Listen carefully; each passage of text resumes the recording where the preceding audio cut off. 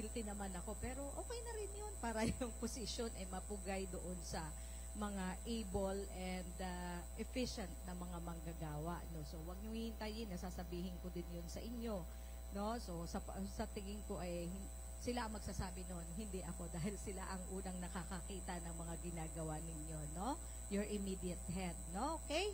So the challenge is to be more productive ngayong 2024, to be more efficient and effective na manggagawa ng pamahalaang panlalawigan. Okay? Pwede ba yon? Oh, sila lang ang sumagot. Yung mga nasa likod di sumagot. Ewan ko sa inyo, sasagot nga lang ng yes kahit nagpapanggap, di nyo pagawin. Okay? Pwede ba yon? Yan. Okay, sarap kaya magtrabaho. Sino ba walang ganang magtrabaho ngayon? Okay. Okay? So, yun lang po. Langin ko na sana malusog bawat isa. Kung tayo'y tumutulong.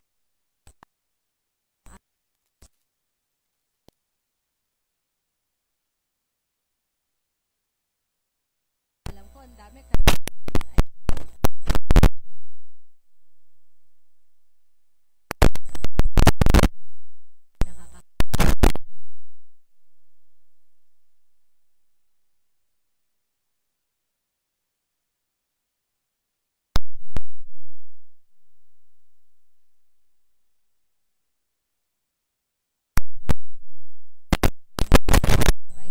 nararamdaman ninyo, kailangan nyo magpa-ECG, magpa-ultrasound, lagi masakitan, meron po tayong provincial hospital. Nandiyan po si Doc Jeff that can accommodate you. Na-mention ko na yun at the beginning of my stint as your governor na you can avail the services of the provincial hospital, no? So, yun ay tungkulin namin na mga pinuno ninyo na alagaan naman kayo at kami ay masandalan nyo sa panahon ng inyong pangangailangan. Just a reminder para sa mga hindi siniseryoso po, no? Okay? So, yun lang po. Maging masaya tayo ngayong taon.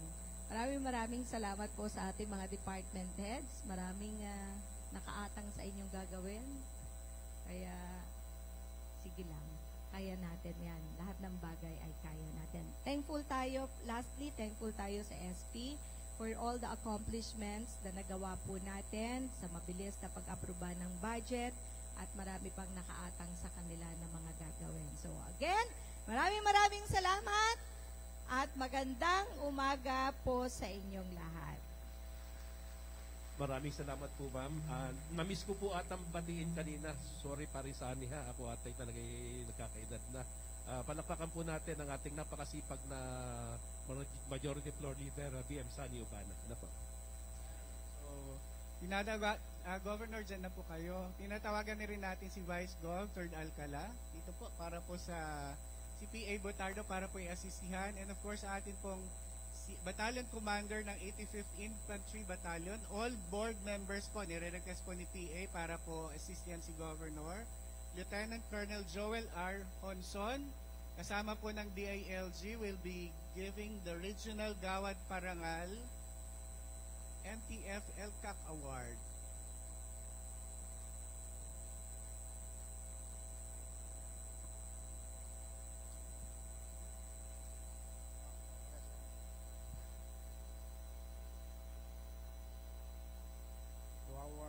Beloved Governor, Governor Dr. Helen Tan, the Vice Governor Third Alcala, P.A. Butado, and the members of Sangguniang Panlalawigan.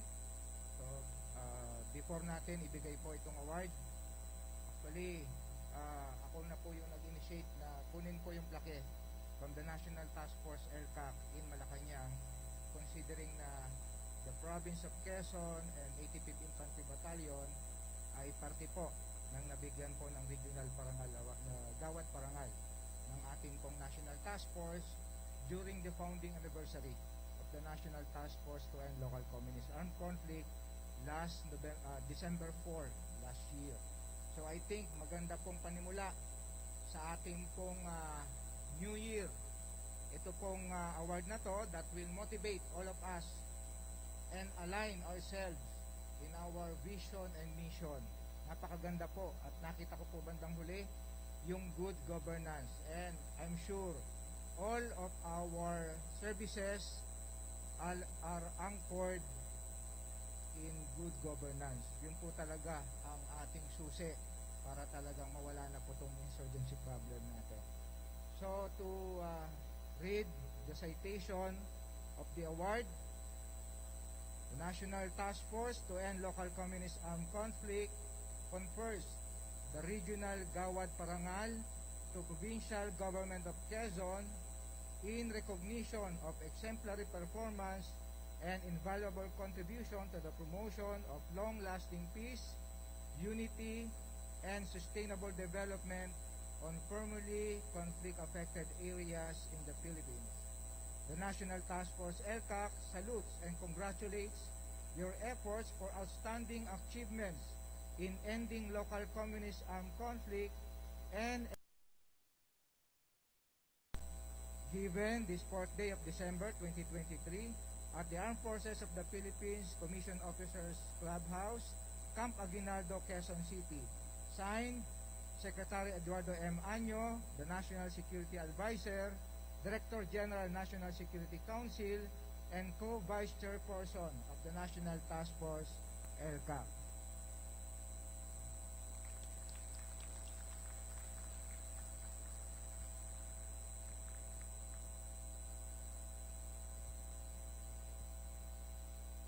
Ayan, muli po palakpakan po natin ang Quezon Province Regional Gawad Parangal by the NTF LCAC.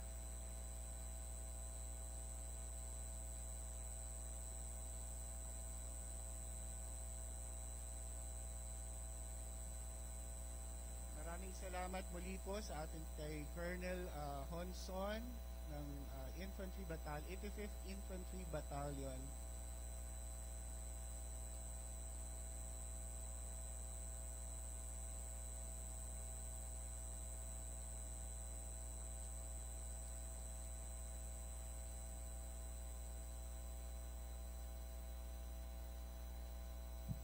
Nakalimutan ko pong i-announce for tomorrow. Busy po itong compound natin. Again, requesting all the employees na may mga sasakyan, mag-carpooling po kayo, walang papasok na sasakyan. Actually, today is supposed to be, magpe-prepare lang po for security, no? The First Lady will visit Quezon together with other secretaries. Nandyan po nakapost po yung mga secretaries na darating para po sa Lab for All. So basically, medical, dental, and surgical mission. Maraming services na ibibigay po tayo para, of course, ang ating mga beneficiaries are coming from Lucena City. So sabi ko sa kanila, since marami pong dentista na darating, aside from our dentists, sa PHO, may mga dala din po ang region. So sa mga gusto po magpabunot ng ngipin, mahal din magpagbunot ng ngipin. So, magpa-register po kayo, no? But other services, meron na po tayo naka-pre-register na ilan po. So, busy, doon lang kayo sa opisina nyo.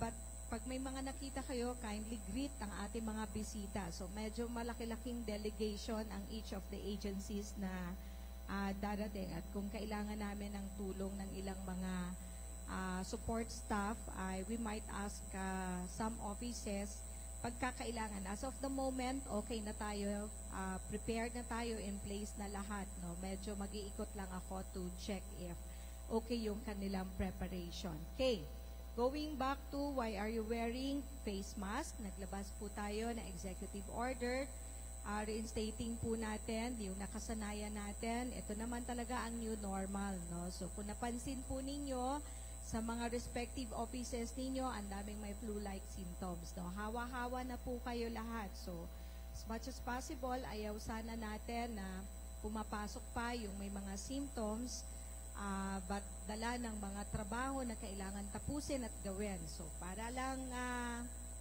ma-halt natin, hindi na dumami pa. Wala pong nagpapatest, I'm sure sa inyo, sa atin, ng COVID. Ako, nagra-rat. But, most of you hindi nagtetest, no? So, and nakita natin, ang positivity rate is 20%. It's a national positivity rate. Napakataas, no? And may mga reported deaths tayo. No? So again, hindi mo alam, flu-like, mild, no? Yun po yung benefit na nagawa sa atin ng vaccination. Okay? Na nagkakasipon, ubo tayo, ang dami natin na dinadaan, pabalik-balik, that we're okay. No? So gusto ko lang i-reiterate na yun po ang naging epekto ng bakuna na natanggap po natin. No? So,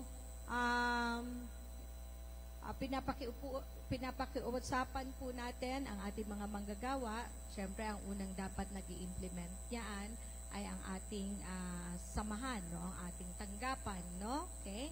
So, pag may nakikita po kayo mga clients, pumupunta sa inyo, inuubo, sinisipon, ay magkusa na lang po kayo na magbigay ng face mask. We'll ask PHO to give each of the offices face mask, no? Boxes of face mask, no?